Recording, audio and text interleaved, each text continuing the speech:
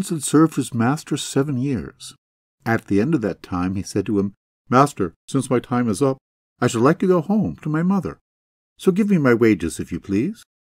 His master replied, "You have served me truly and honestly, Hans, and such as your service was, such shall be your reward." And with these words he gave him a lump of gold as big as his head. Hans thereupon took his handkerchief out of his pocket, and wrapping the gold in it, threw it over his shoulder, and set out on the road toward his native village. As he went along, carefully setting one foot to the ground before the other, a horseman came in sight, trotting gaily and briskly upon a fine horse.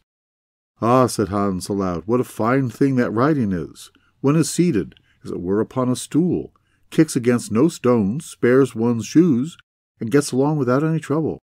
The rider, overhearing Hans, stopped and said, "Why then do you travel on foot, my good fellow?" "Because I must," replied Hans, "for I have a bit of a lump to carry home, and it certainly is gold.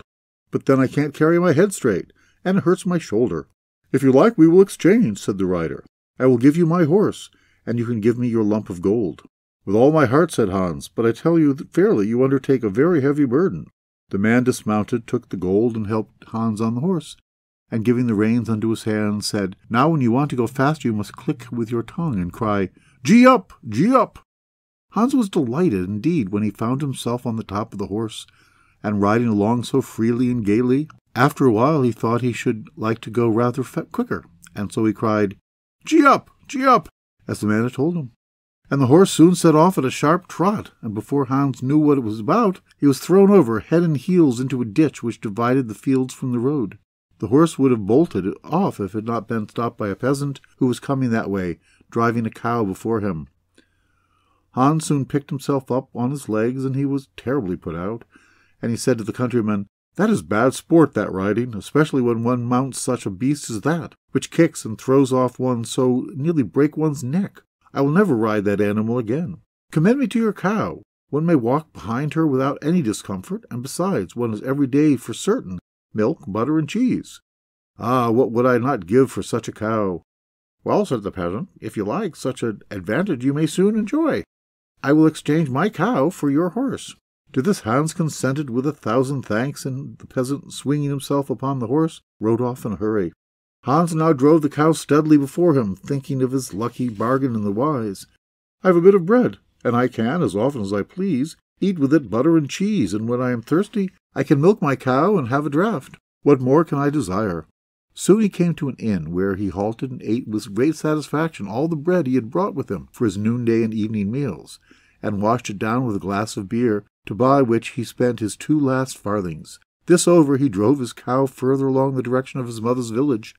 The heat meantime became more and more oppressive as noontime approached, and just as Hans came into a common which was an hour's journey across, here he got into such a state of heat that his tongue clave to the roof of his mouth, and he thought to himself, "This won't do. I will just milk my cow and refresh myself." Hans therefore tied her up to a stump of a tree, and having no pail, placed his leathern cap below, and set to work. But not a drop of milk could he squeeze out.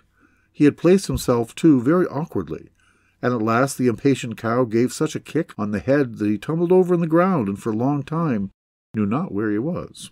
Fortunately, not many hours after, a butcher passed by, trundling a young pig along upon a wheelbarrow. "What trick is this?" he exclaimed, helping up poor Hans, and Hans told him all that had passed. The butcher then handed him his flask and said, "There, take a drink, it will revive you. Your cow might well not give you milk, for she's an old beast, and at the best fit for nothing but the plough or the butcher." Eh, said Hans, pulling his hair over his eyes. "Who would have thought of it? It's all very well when one can kill a beast like that at home and make a profit for the flesh, but for my part I have no relish for cow's flesh. It's too tough for me.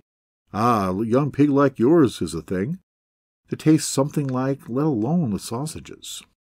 "Well now, for the love of you," said the butcher, "I will make an exchange, and let you have my pig for your cow."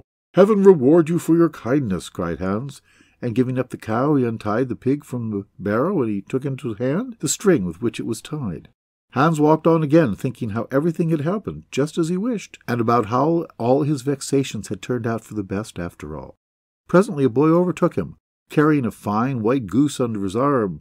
and after they said good day to each other, Hans began to talk about his luck and what profitable exchanges he had made. The boy, on his part, told him that he was carrying the goose to a christening feast.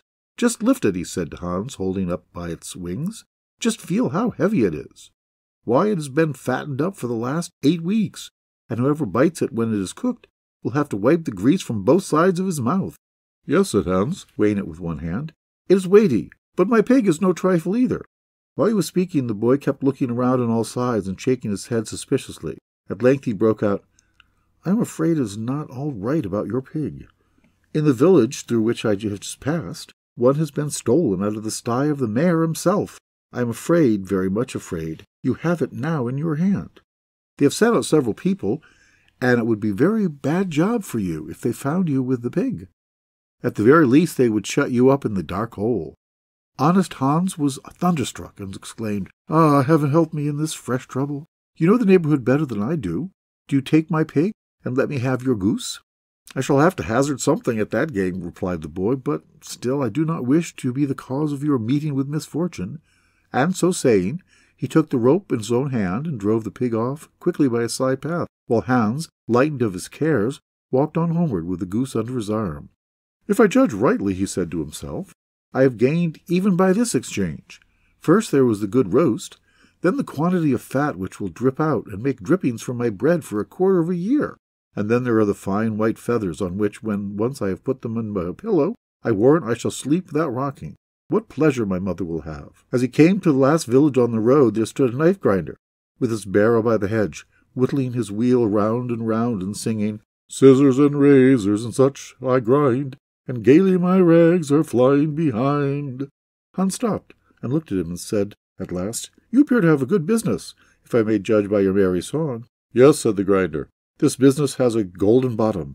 A true knife grinder is a man who, as often as he puts his hand to his pocket, feels money in it. And what a fine goose you have! Where did you buy it?" "I did not buy it at all," said Hans, "but took an exchange for my pig." "And the pig?" "I exchanged for my cow." "And the cow?" "I exchanged a horse for her." "And the horse?" "For him I gave a lump of gold as big as my head." "And the gold?" "That was my wages for 7 years' servitude." "And I see you have known how to benefit yourself each time," said the grinder. "But could you now manage so that you heard the money rattling in your pocket as you walked? Your fortune would be made." "Well, how shall I manage it?" asked Hans. "You must become a grinder like me. To this trade nothing peculiar belongs but a grindstone. The other necessaries find themselves. Here is one which is a little worn, certainly, and so I will not ask anything more for it than your goose. Are you agreeable?" "How can you ask me?" asked Hans. "Why, I shall be the luckiest man in the world, having money as often as I dip my hand into my pocket. Would I have to care about it any longer?" So saying, he handed over the goose, and received the grindstone in exchange. "Now," said the grinder, picking up the ordinary big flintstone which lay near, "now there you have a strong stone upon which only beat them long enough, and you may straighten out all your old nails. Take it and use it carefully." Hans took the stones and walked on with a satisfied heart, his eyes glistening with joy.